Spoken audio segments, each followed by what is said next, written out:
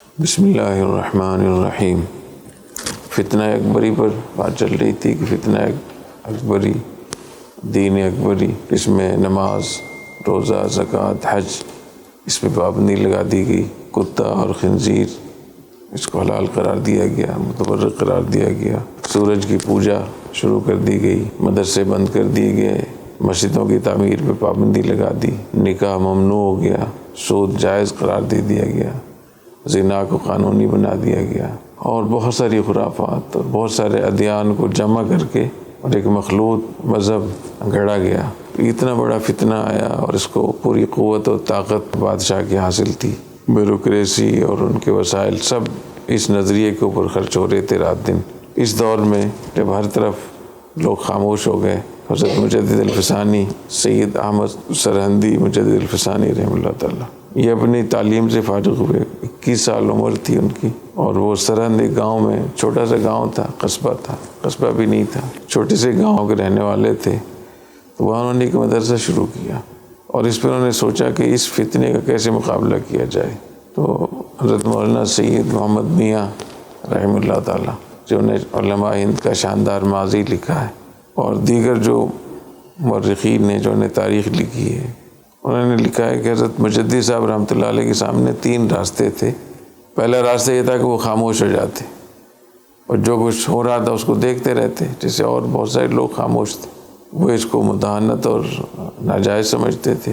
دوسرا یہ تھا کہ وہ ہتھیار اٹھا کر جنگ شروع کرتے اکبر سے، اکبر کی حکومت سے، اور جنگ شروع کرنے کے جو 3 شرائط ہیں ان میں سے ایک شرط تو موجود تھی، اور وہ ہے کفر بواح۔ کسی بھی مسلمانوں کی ریاست ہو، اس کو ہٹانے کے لیے زور قوت اور طاقت ہتھیاروں کے ذریعے سے، اس کے لیے پہلی شرط یہ ہے کہ حکمران کفر بواح کے مرتکب ہو جائیں۔ کفر بواح کا معنی کھلا کفر ہو، کھلم کھلا ہو، کسی خاص نجی مجلس میں نہیں، سب لوگوں کو پتہ ہو، لوگوں کے سامنے ہو سب۔ اور اس شرط کا ذکر خود حدیث شریف میں صراحتاً آتا ہے۔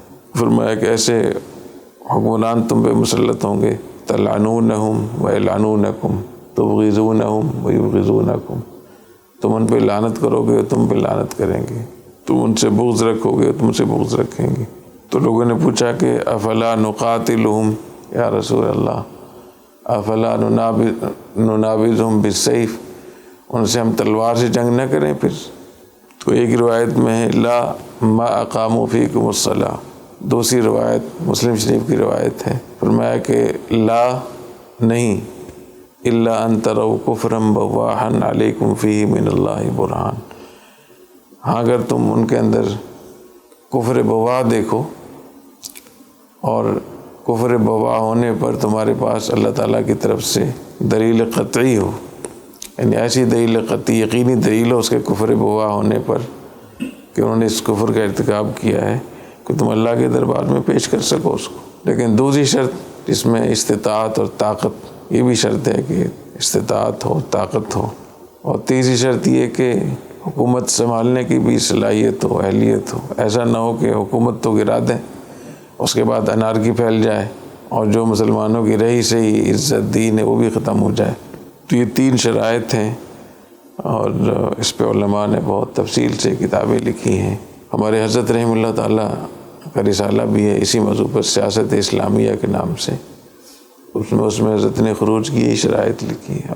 بہت سے لوگ ہمارے حضرت رحمہ اللہ تعالیٰ کے نام کو استعمال کرتے ہیں، حوالہ دیتے ہیں، تو انہیں حضرت کی یہ کتاب پڑھنی چاہیے۔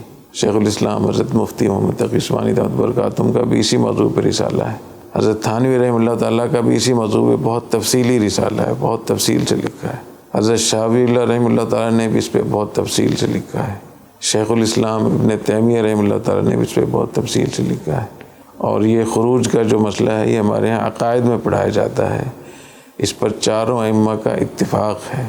اس سلسلے میں مجدد صاحب رحمہ اللہ تعالیٰ نے جو راستہ اختیار فرمایا، تو 2 راستے تو چھوڑ دیے، ایک تو خاموش رہنا، وہ بھی جائز نہیں تھا، دوسرا یہ تھا کہ وہ ہتھیار اٹھاتے، وہ بھی سمجھتے تھے کہ اگر ہتھیار اٹھائیں گے تو ان کے پاس اتنی طاقت نہیں ہے اور انارکی پھیلے گی، اور جو بھی کچھ ہوگا وہ چونکہ ہندو بہت فعال تھے، اکبر کی جو بادشاہ جو دربار تھا اس میں، تو اس کا فائدہ اور اس کا نتیجہ وہ ہندوؤں کی گود میں گرے گا آ کر۔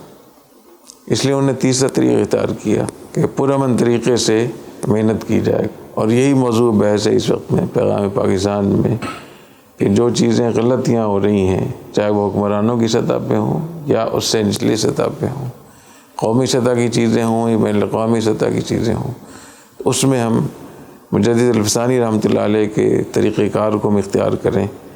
تو اتنا بڑا فتنہ انہوں نے کیسے اس چیلنج کو قبول کیا، جیسے وہ کامیاب ہوئے اللہ تعالیٰ ہمیں بھی کامیاب کر سکتے ہیں۔ اس میں دو چیزیں بہت اہم ہیں۔ ایک ائمۃ الجور سے متعلق جو حدیث ہے، ظالم بادشاہ تم پہ مسلط ہوں گے تو تمہیں کیا کرنا ہوگا، نبی کریم صلی اللہ علیہ وسلم نے اس بارے میں بہت سارے ارشادات فرمائے ہیں، اور وہ ارشادات اور وہ احادیث اتنی واضح ہیں اور اتنی صریح اور صحیح ہیں کہ وہ زیادہ تر وہ حدیث سیاہ ستہ بلکہ صحیحین میں ہے، بخاری شریف میں، مسلم شریف میں۔ تو ائمۃ الجور ظالم حکمرانوں سے متعلق احادیث کو ضرور پڑھنا چاہیے۔ اس سے پتہ چلتا ہے کہ اللہ تعالیٰ نے مسلمانوں کی اجتماعیت کو کتنی اہمیت دی۔ اور دوسرے کہ جہاں حکمرانوں پر عوام کے رعایا کے حقوق ہیں، وہاں رعایا پر بھی حکمرانوں کے حقوق ہیں۔ وہ 10 حقوق ہیں، وہ 10 حقوق بھی احادیث میں موجود ہیں، حدیث میں مذکور ہیں، تو ان حقوق کا بھی ذکر ہونا چاہیے۔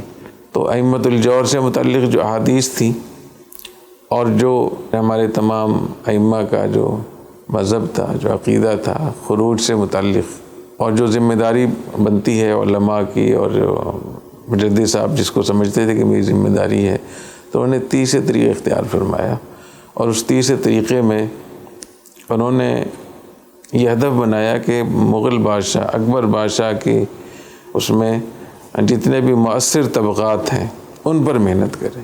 وہ لوگ جو بیوروکریسی میں تھے، جو فوج میں تھے، جو معاشرے میں بہت اہمیت رکھتے تھے۔ چنانچہ علماء ہند کے شاندار ماضی میں لکھا ہے کہ انہوں نے 3 قسمیں کی۔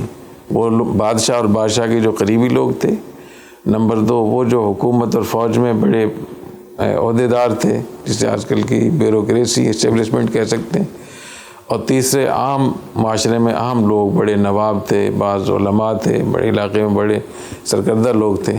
ان 3 طبقات کو انہوں نے اپنی اس کا وہ ہدف بنایا کہ ان پر محنت کریں، ان کی ذہن سازی کریں۔ باقی انشاءاللہ اگلی مجلس میں انشاءاللہ اس پہ عرض کروں گا۔ اللہ تعالیٰ ہمیں عمل کرنے کی توفیق عطا فرمائے۔ سبحانک اللہم و بحمدک، اشہد ان لا الہ الا انت، استغفرک۔